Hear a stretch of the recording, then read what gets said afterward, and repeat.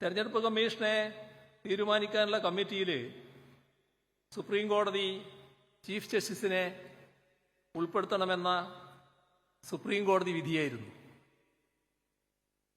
ആ സുപ്രീം കോടതി വിധി സാധാരണഗതിയിൽ ഏതെങ്കിലും ഒരു ഗവൺമെന്റ് മറികടക്കുന്ന ആർക്കെങ്കിലും ഊഹിക്കാൻ പറ്റുമോ?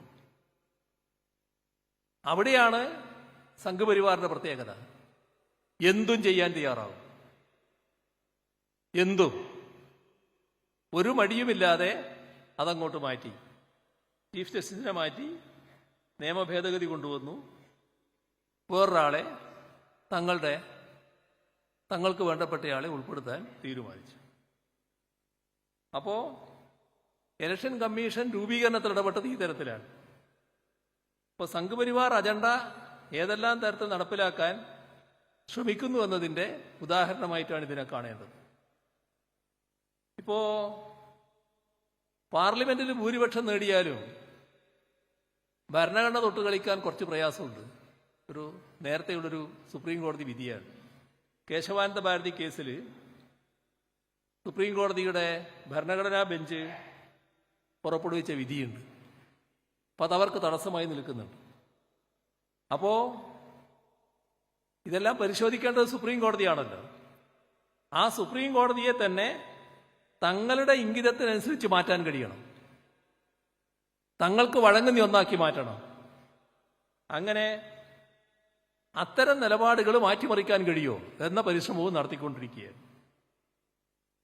അപ്പോ ജുഡീഷ്യറിയിലുള്ള ഇടപെടൽ പലതരത്തിൽ വരുന്നുണ്ട്. സുപ്രീം കോടതിയുടെ നേരെയുള്ള നീക്കങ്ങളും കാണാൻ നമുക്ക് കഴിയുന്നുണ്ട്.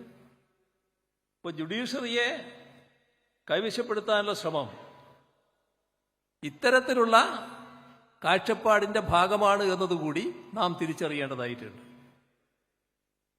ഇപ്പോൾ ഫെഡറലിസത്തെ തകർക്കാനുള്ള നീക്കങ്ങൾ കേന്ദ്ര സർക്കാർ പല ഘട്ടങ്ങളിൽ നടപ്പാക്കിയിട്ടുണ്ട്.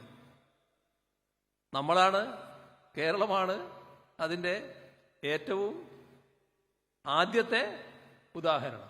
1959 EMS ഗവൺമെന്റിനെ പിരിച്ചുവിട്ടത്. ഭൂരിപക്ഷമുണ്ട്, നിയമസഭയിലാണ് ഭൂരിപക്ഷം തെളിയിക്കേണ്ടത്. അതിനൊന്നും ഒരു കുറവുമില്ല. ഇന്ത്യൻ ജനാധിപത്യത്തെ പൂർണ്ണമായും അട്ടിമറിക്കുന്ന നിലയാണ് അന്ന് സ്വീകരിച്ചത്.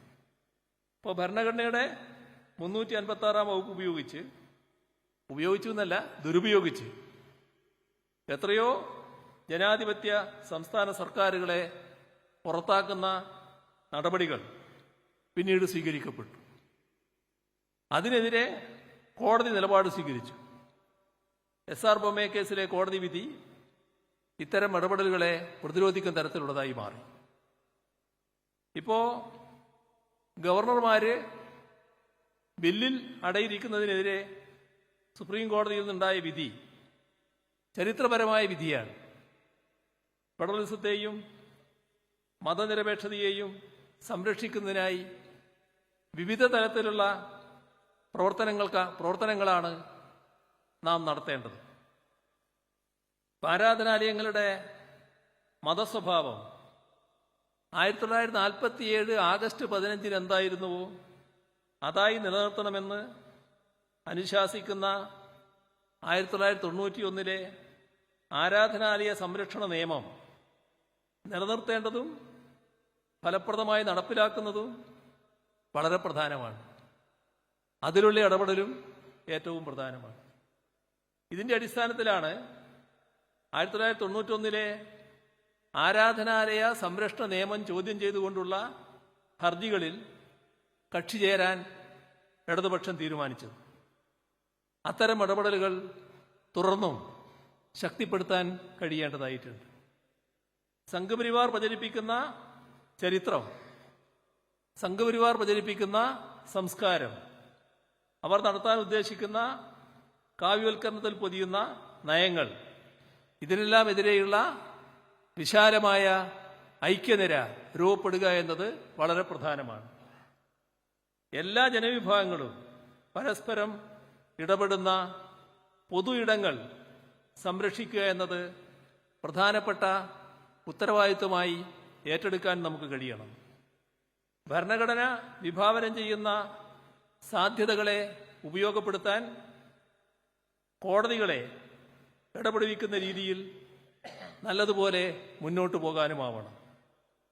വർഗീയ വിഭജനം സൃഷ്ടിക്കുന്ന ശ്രമങ്ങൾ അവയെ പ്രതിരോധിക്കുന്നതിന് വർഗപരമായ പ്രസ്ഥാനങ്ങൾ കെട്ടിപ്പടുക്കൽ ഏറ്റവും പ്രധാനമാണ്.